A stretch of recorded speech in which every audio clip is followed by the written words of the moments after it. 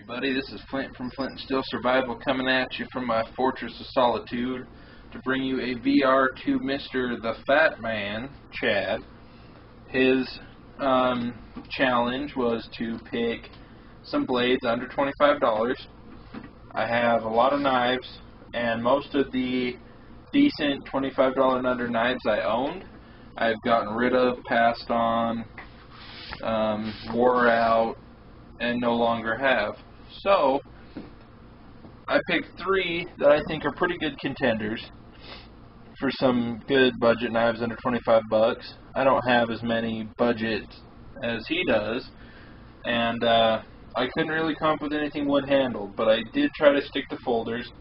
I know that's a lot of what he does. He doesn't do a lot of fixed blade knives. So I figured we'd show him something he'd want to see. And he's already seen all these knives, I'm sure, in my collection video. I don't think, none of these are new. First off is my Uncle Henry 3-blade slip joint. They sell these in a lot of different styles, a lot of different blades, and they're all about 20, 25, 30 bucks. You won't find one for much more than that. It's got your sheep's foot, your Warncliffe, and your clip point. So this is a very decent knife.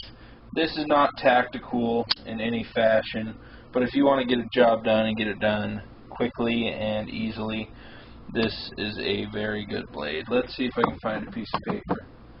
Ain't no point having a blade show off without a cut test. Wow. This isn't starting off very impressive. Let's give the other blades a try. I don't think I've sharpened this since the day I bought it. There we go. Much better.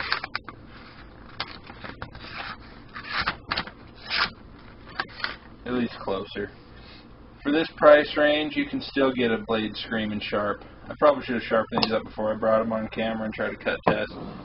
But I'm sure the kind folks out there in YouTube land won't mind, right?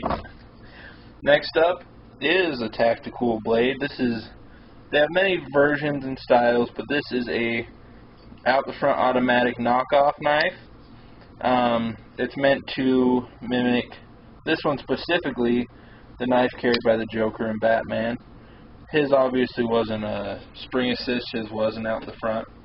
But it says Joker, why so serious, and has the Batman, almost Batman logo on the back. Not quite. But this thing has killer action. It's not the toughest blade, but no play in it. This pivot is really good at adjustments. If you adjust it a little bit, you notice the difference. But I think I've got this thing dialed into where it, oh man, hitting the tripod, to where it's right on the money with how I like it. But I've bought many of these over the years. I've had two red-handled ones, and I got a black one this time because the red always would scratch off really quick. So this time I bought a black one, and it just stays in the collection. I don't carry it. But if I had to, it's still a very nice knife. Let's see if we dare try a cut test for this. This is another one I've never touched the edge on. Alright.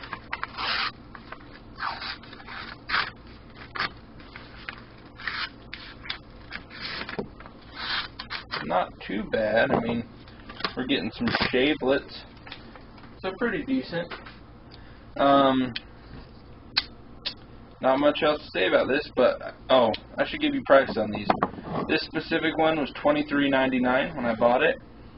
This specific one was $17.99, plus I got a buy one get one free at the store I bought it at, which was Asian Gifts here at the mall. And they sell a lot of Chinese-made knives that are all replicas of movies and stuff. And that is also where this came from, but I did not purchase this one, but I do know that it was $20 also. This is a simple lockback. I really like the design of it. It really looks like a fighting knife, and at the time I got this, I was young, and that's what I was really into, was, you know, knife fights in movies, and the guards, and the, I guess, fairy tale of fighting somebody off with a knife. I carried this one a lot. I used to have a lanyard sticking off it. I even had a dragon on it to match this dragon with the red. I've used this pretty hard. You can see there's some blue paint on it that won't come off. It's screen printer's paint from when I was in a screen printing class. But this knife just keeps on kicking. I've touched the edge a few times. This feels pretty sharp, so let's see if I can get it to cut.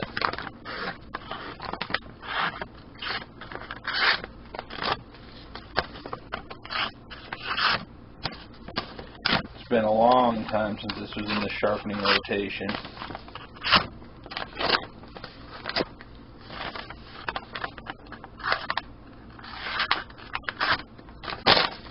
Close enough. It's going to do most of the tasks that you feel like doing with it.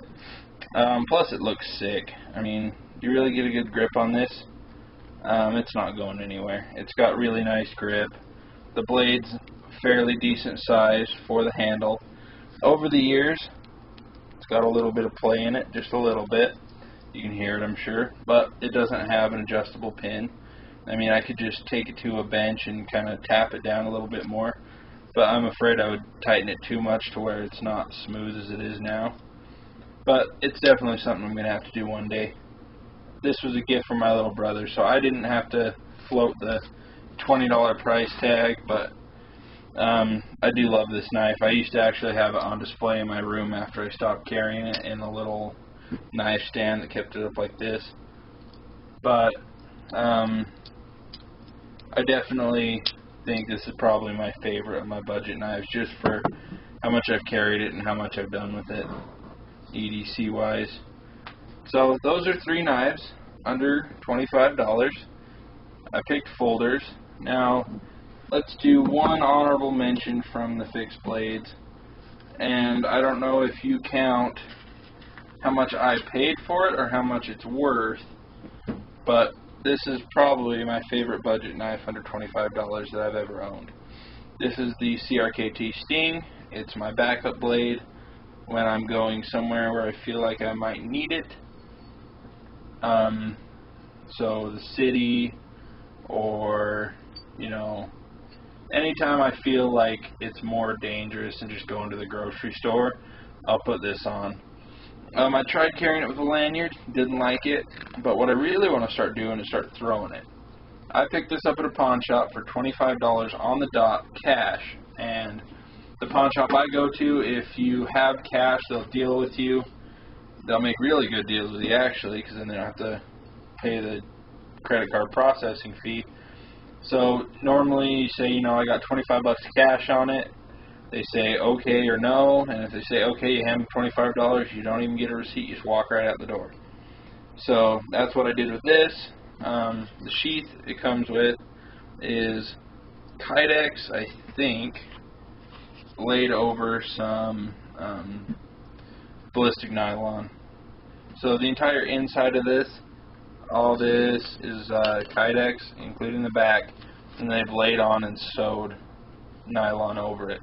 And what I really like about this knife is it's a good belt carry knife for scout carry, but I carry it on my side, not so much my back. Or it's got lace holes for boots. So, honorable mentions for my fixed blades. I'm a fixed blade guy, so I love my EDC knives and my folders, but if you want to see me excited about something, give me a badass fixed blade. So, this is my honorable mentions. I carry it all the time. Don't know if you're counting it because it's normally like a $60 knife, but if you can find one of these on sale, please, please pick it up. It has never served me wrong. Now, on that knife, I did have to do quite a bit of work on it. I had to reprofile it. It's a little bent still. I'm still trying to figure out a way to do that without A, heating it up and ruining the coating, or, you know, bending it and fracturing it or something like that. So I'll think about it. There's got to be a way to do it. So if you know some way, put it in the description below. Also, I had to put a whole new tip on that. Looks like somebody's been throwing it. And now that I sit and think about it, that would be a great use for that knife, is a thrower. So maybe one of these days I'll have to go get some plywood and give it a try. Anyway, guys, I don't want to make this video too much longer, but I appreciate you guys watching. I'm going to be posting a series of videos this weekend. I got to get a bunch out before I go on vacation. Want to put some content out. Anyway, guys, thank you very much for watching. This has been Flint. Have a good one.